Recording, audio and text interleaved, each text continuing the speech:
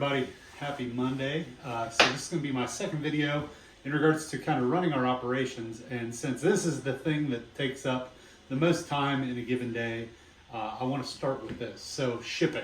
This is where I think a lot of people run into troubles when doing an eBay store.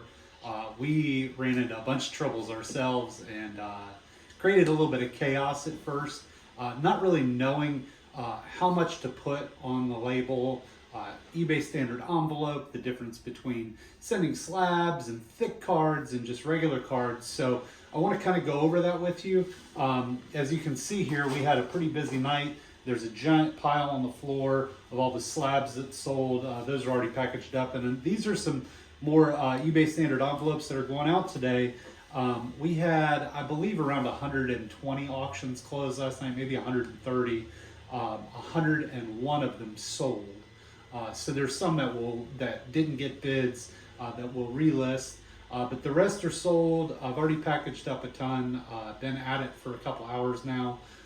Just pulling the cards takes quite a bit of time as well. But what I do is I kind of get everything ready. So as you can see, I've pulled the card. It's already in the semi-rigid, and I've already got the label printed, and I've got it in the envelope. So this is kind of where I think people should understand the simplest way to go about this. So first and foremost, we use the smaller envelopes. I don't use the big envelopes, and the reason why is this is a really easy way to keep the card nice and secure. And the big envelopes, what I found is they would slide back and forth even when they were taped to a piece of paper. So here's our process. I'm just going to show you. It's pretty easy. I use a single sheet of white copy paper per card or per order that goes out. So first thing I'll do is I'll take the card, I stick it inside the semi-rigid, and then I tape across the top with painter's tape. Painter's tape will not stick to the card. Have never had a problem with anybody having damage by a card that slid up and got onto the painter's tape. You can actually take a piece of painter's tape, stick it right to the card and pull it off. It's not going to hurt it unless it's a really old card that's just got brittle or something like that. And then what I do next is I tape the semi-rigid to the piece of the paper. So I leave like a 1/4 inch on the side, I tape it to the piece of paper, and then what I do next is I will fold over the end, and then I'll fold it again, fold one more time. So now we've got it like this, and to make it fit in the envelope, I will fold it over. So now we've got kind of a nice little protective barrier for the card, and it slides right in. And I use the pre-stuck or the sticky ones that stick to themselves, just because I can get 300 of them on Amazon. I believe I'm paying about 3 cents per envelope, something like that. So not that expensive, around 10 bucks for 300 of them. And then I take the label, so here's the label, and I will stick it to the back side of the envelope. So that way, now it's stuck, the envelope is closed, pretty much permanently. And then I will roll over the end so it sticks over the back. And now I've got a really nice, tight package.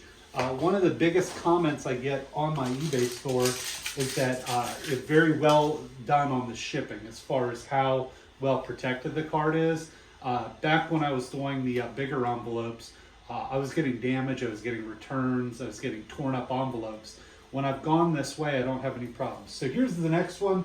This one actually has 4 cards in the envelope, and this is something that I do pretty frequently. So you can see here, 4 cards, 1 envelope, and they're all in individual penny sleeves, and I will stick them right into the semi-rigid, like so. Now, the difference on this one is that first one with 1 card is a 64-cent shipping. Right, that's my cost. On this next one, I will pay the extra. Okay, so I do 2 or 3 cards, I'll do 84 cents is the cost. On this one, you can see up here, it's $1.12. Just to give them a little bit extra, I did send out a lot of these, and they went through no problem on the 1 ounce, 2 ounce rate. But I did have a couple of post offices up north that were kicking them back and saying not enough postage, or they would send the envelope to the person that was trying to receive it, and they would request more money from them, which I think is absurd. I would just send the people a refund on that card to make up for it, but it was a bit frustrating. There are some post offices out there that will not allow these things to go through if they're thicker like this without paying the USPS, I guess it's the ground advantage. They want like $4 for this, which I think is insane, because this does fit through the, if you ever go to the post office and ask for kind of it's like a little template, they've got a little slot that you can slide it through to make sure that it fits, and it's not overly rigid, so it can go through the machine. I have seen people on YouTube say they've got like a stamp that says non-machinable, and they will put that on there so that they don't run it through the machine. Man, I know how terrible these post offices are. I'm at mine every day. I've actually become friends with my mail carrier because he's here so much, bringing us inventory, picking stuff up. I've got probably 15 boxes on the floor over here. And he said they don't have time to separate out the non-machinable stuff. Plus, I do want it to get scanned through because these eBay standard envelopes get tracked, and I want them to go through the process, because one thing I have found is there is a lot of fraud with buyers on eBay, not just sellers.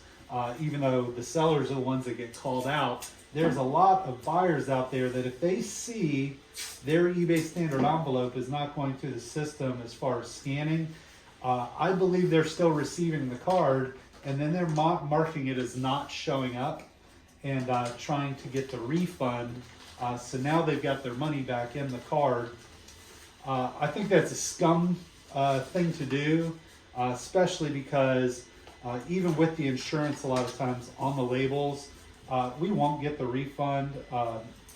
Whoever runs that system, it's called the PIP-claim through the eBay system, they will kind of turn down a lot of your claims, especially if it shows it making it to the destination. Sometimes people will say, hey, my card didn't show up, it got to the destination, but it must have been put in the wrong box or something like that. And I don't want to get bad feedback. So these cards are typically $2, $3, $4, $5. Very rarely do you get something that's $5 to $20. And very rarely do those get lost, it seems. So that being said, a lot of times I'll just refund them. I'll see it as a business loss. I'm going to make up for it elsewhere. And so another piece of this puzzle, especially with shipping, is that I charge 99 cents for shipping. I know there is a pretty big discussion out there in the reseller world as far as, do I make shipping for free? Free shipping I think is asinine. It's pretty obvious that I pay for the shipping. Okay, so it's 64 cents. So to give you kind of a rundown on cost, a piece of paper, about a penny. The sleeve that it goes into, around, I think it's 6 or 7 cents. So we'll call that 7 cents together. The label is another 2 or 3 cents, so there's 10 cents. The envelope is about 3 cents, maybe 3 to 4 cents. So I've got about 15 cents wrapped up in this before I even bother to pay for the postage. So if I've got that wrapped up, then I charge 64 cents on shipping for one card. And then eBay charges their fee. Even on shipping, believe it or not, they charge the seller. So there's a percentage-based cost on the shipping. So I think it's about 15%. So that being said, if I'm charging a buyer 99 cents, I'm basically breaking even at that point. So let's say I sell a $1.50 card, and my cost on that card is 50 cents. All right, so 50 cents. eBay charges their fee, which is 30 cents just for the sale of that car, plus a percentage-based fee. So now it's cost me 80 cents for that card, plus the percentage-based fee. If I sell it for $1.50, there's no way I can sell these cards for free shipping. Right? If I was paying a penny per card, maybe. I know there are resellers out there that have that that luxury. But for me, my goal is to get people to buy multiple cards. So I have a coupon on my site. So that way the shipping is kind of combined. It becomes a non-issue. But it's just not a profitable venture. I do run another business. This is just kind of my side hustle. I give it a couple hours a day. My son and I got this thing started. Melissa, my wife, does help out a little bit on the weekends with shipping because after doing this all week long, I'm sure you can see here, I am pretty efficient at it. I do a lot of these. Melissa's actually better. She's got a stair step machine down here. And she helps me out. She helps me get these packages out the door. The kids will help me with sorting. We've got about 4,000 cards we just got in on the floor over there. I've got most of them into the penny sleeves out of a lot of top loaders so that I can scan them into Car Dealer Pro. But it's really become a family business. Liam is going to go with me, not this coming weekend, but the following weekend up to a show and help me with the tables. Sure, the girls are going to want to come along on that venture too so they can bounce around the mall. Anyway, just to give you kind of perspective, it does take a little bit of an army as far as our family to keep this business going. But we're starting to make money. It's a lot of fun. It's not just a business, but it's kind of our hobby. Liam's got quite the card collection now. I've added a lot to my collection, and it's just a lot of fun, guys. You know, it's definitely a 7-day-a-week job. You don't take a day off if you're sick because, unfortunately, people keep buying, regardless of whether I feel up to it or not. I've got to get at least my envelopes out.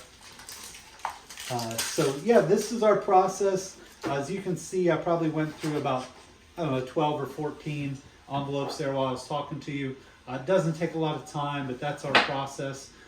Tomorrow I'm going to start to show you guys Car Dealer Pro and how we scan things into our system to get them ready to go onto eBay. Also, a new program that we're using, going to start adding things onto Amazon as well as potentially Shopify. Have signed up for My Slabs now for all our graded cards. So we found a program through a guy on YouTube called JMac called Mascot. This program takes all of our inventory from eBay and it will send it out to the other platforms so that we can have multiple platforms to sell on. I think this is going to be a big game changer for us. I have resisted putting on other platforms just because I didn't want to add to the workload. Not sure on shipping for My Slabs and for Shopify and for Amazon what that process looks like yet. So I'm going to kind of discover those things and share them with you as I do it. I think it's going to be good to have on multiple platforms because not everybody uses eBay. Pretty much everybody uses Amazon though. As much as the Amazon truck goes driving through my neighborhood, working from home, I see that thing, 50, 60 times a day driving up and down the streets over here. So I'm hoping Amazon becomes an extra layer to this for us. And then My Slabs, just because it's all graded cards, I'm looking forward to having this send it out to My Slabs. But what's really cool about this system is it's free. All right, yes, F-R-E-E, it is free, but it will pull down your listings. So if it was to sell on Amazon and it's listed on eBay and Shopify and My Slabs, well, it's going to pull it off of those for you automatically. So I don't have to worry about it. I've already tested those waters. It does work. It sends you a message, to your email, but it works. So that's pretty cool. This also tracks all of your cost stuff too. So I'm going to try and figure out how to sync this up with my QuickBooks for tax purposes to track profit and loss.